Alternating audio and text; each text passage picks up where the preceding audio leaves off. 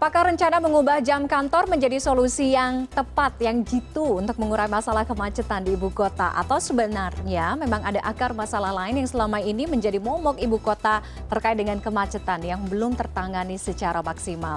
Kami bahas malam hari ini bersama Edison Siahaan, Ketua Presidium dari ITW. Selamat malam, Pak Edison. Malam, Mbak Tiffany. Selamat malam, terima kasih Bapak sudah bergabung dengan kami malam hari ini terkait dengan usulan untuk mengubah jam bekerja atau jam kantor untuk mengurai masalah kemacetan. Ini solusi yang tepat? Tepat dan efektif bukan. Oke. Tetapi solusi itu patut diperhitungkan, patut dibahas. Tetapi kalau untuk mengatasi kemacetan, apalagi dalam sekarang ini kan kondisi lalu lintas kita ini sudah masuk dalam kategori gawat darurat ini kalau di rumah sakit ya. Jadi sebentar lagi mungkin masuk ICU, mungkin nggak tahu lah ini ya.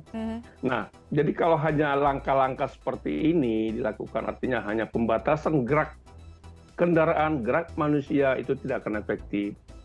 Contohnya seperti ganjil genap. Ketika mobil dia yang ganjil, maka dia harus membeli lagi mobil yang genap. Karena apa? Penyebab kemacetan yang utamanya penyebab kemacetan yang sekarang itu adalah jumlah kendaraan, populasi kendaraan yang tidak terkendali, sehingga ruas dan panjang jalan yang ada tidak mampu lagi menerimanya. Itu persoalan pokoknya. Kemudian kedua adalah kesadaran tertib berlalu lintas masih rendah. Baru disertai dengan penegakan hukum yang masih belum konsisten. Nah, tiga persoalan pokok itu ya, selain karena mungkin ada kecelakaan, ada pembangunan jalan, jadi pengecilan ruas jalan sehingga, tapi itu kan temporer. Yang permanen menyebabkan kemacetan itu, memicu kemacetan itu adalah tiga tadi itu. Jumlah kendaraan. Lalu kenapa bukan itu yang disentuh gitu loh? Kenapa harus orang lah jam kerja lah yang dirubah gitu loh? Itu jadi seperti kepala gatal kaki digaruk gitu, nggak kena gitu loh. Oke. Kalau tadi Pak Edison sampaikan tiga intinya, poin akar permasalahannya adalah jumlah kendaraan, kemudian law enforcement atau penindakan hukum, kemudian terkait dengan kesadaran atau kepatuhan masyarakat terhadap berkendara atau lalu lintas. Selama ini sebenarnya kebijakan-kebijakan untuk mengatasi masalah kemacetan dari zaman bahala kala, ada 3-in-1, ganjil genap, kemudian juga penyediaan transportasi massal yang terus dikebut dengan adanya Transjakarta, kemudian juga sekarang ada MRT dan lain sebagainya. Kebijakan-kebijakan ini tidak berhasil atau tidak bisa menjadi penunjang akar permasalahan yang tadi disampaikan oleh Pak Edison.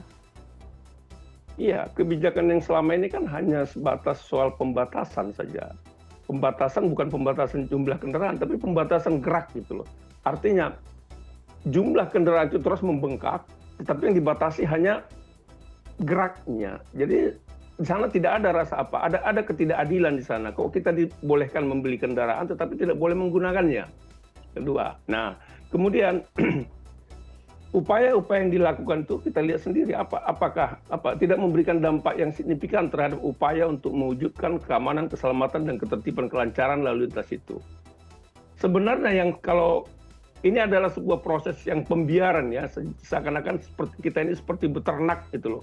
Beternak akhirnya sekarang kita panen kemacetan itu. Padahal kalau dari beberapa tahun lalu dilakukan pembatasan ataupun moratorium berjangka gitu ya, penjualan kendaraan bermotor maupun usia kendaraan bermotor. Mungkin kita tidak separah sekarang ini.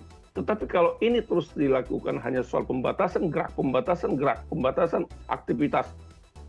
Ini stagnan nanti jadi bisa jalan raya ini loh. Jumlah kendaraan di Jakarta itu luar biasa loh. 21 juta lebih, 21 juta unit lebih di Jakarta tuh. 2 kali lipat dari jumlah penduduknya.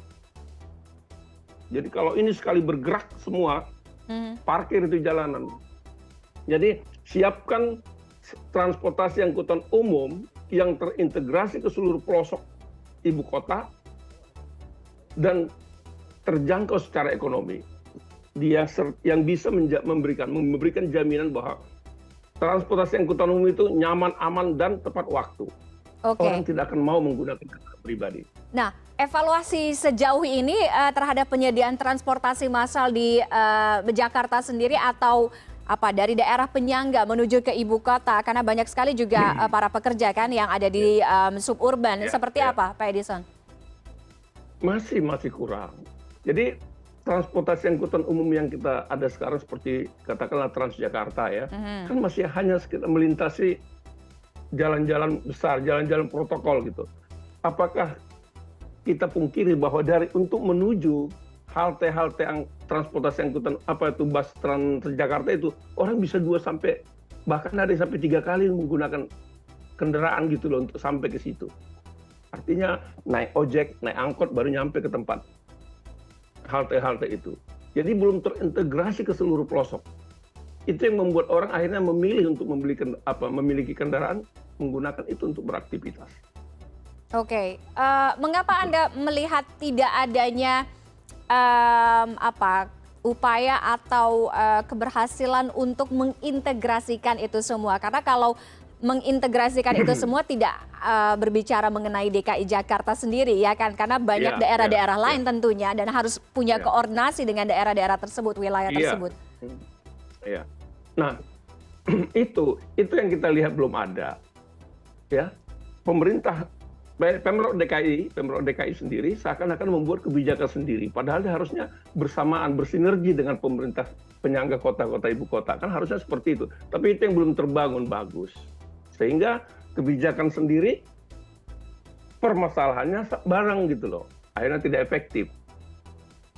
Harusnya ada langkah baru, ada langkah yang efektif gitu harus dilakukan.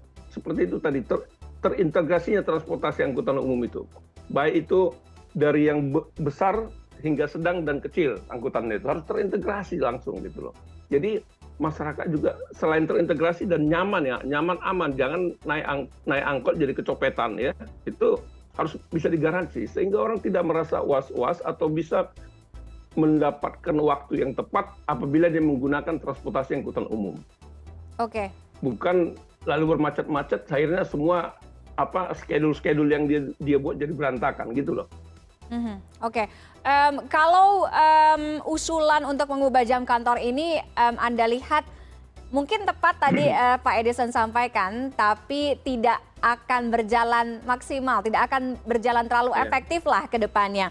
Membayangkan bagaimana sistem transportasi yang ada di ibu kota pada saat ini, 2022, artinya masih jauh sekali dari harapan, tapi paling tidak ada perubahan Anda lihat. Iya. Perubahan tetap ada, cuman perubahannya apakah ke arah yang lebih baik atau tidak, kan itu persoalannya sekarang. Jadi kalau hanya mengganti jam kedua, itu kan harus banyak lagi yang harus dibahas itu. Betul. Masing-masing instansi, masing-masing departemen, masing-masing perusahaan kan tidak semudah itu merubah jam kerjanya gitu loh kan. Coba kementerian ini merubah jam kerjanya itu, waduh. Iya, karena nantinya akan bersinggungan dengan pelayanan publik dan lain sebagainya pastinya. Publik, iya. Otomatis kalau dimulai jam 10, katakan jam 10 pagi, harus selesainya, harus pulang kantor jam 9 malam atau jam 8 kan jam 20. Apakah kita masih bisa berurusan ke kantor jam 20? Itu loh. Jadi bagus itu idenya itu boleh, tapi bukan solusi efektif itu. Oke, baik. Itu hanya sama saja seperti ganjil genap 3-in-1 gitu. Jadi hanya permukaannya aja yang disentuh gitu loh, tipis-tipis lah gitu loh. Oke.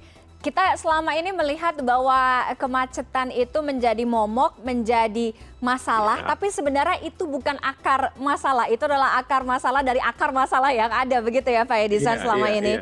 Iya. Oke, baik. Kita akan lihat.